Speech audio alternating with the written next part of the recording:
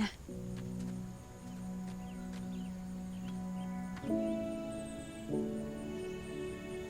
Hello po, Papa.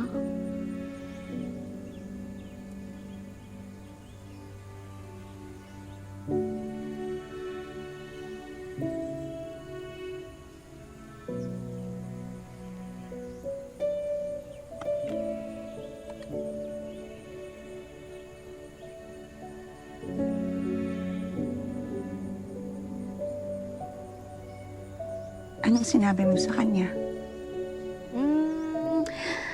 Nakiusap lang po ako sa kanya na sana lagi po siyang nakatingin sa atin, ginagabayan tayo. Lalo na ngayon na hindi ko pa maalala ang lahat. Sigurado ako, lagi siyang nandyan para sa ating dalawa. Ma, ano nga palang naman ako kay Papa? Madami! Yung pagiging masayahin mo. Saka yung pagiging makulit mo yun, namana mo sa Talaga kanya. po? Kung nabubuhay pa kaya siya, ano kayang masasabi niya kay Lolong? Boto po kaya? Aba, syempre. Si Lulong pa. Kayo po.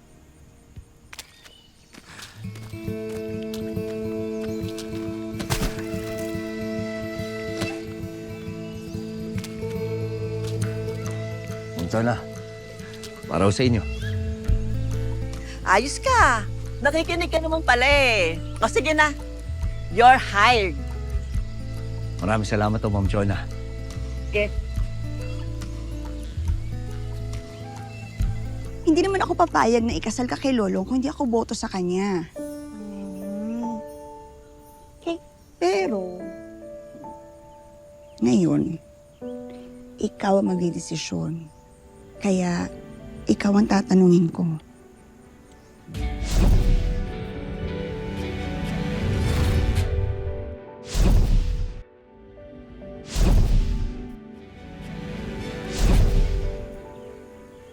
Mahal mo na ba uli si Lolong?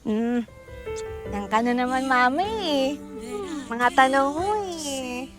Gusto ko lang malaman. Nagdasal na lang po tayo. Talaga. I'm in ecstasy. Ano na? Sige na.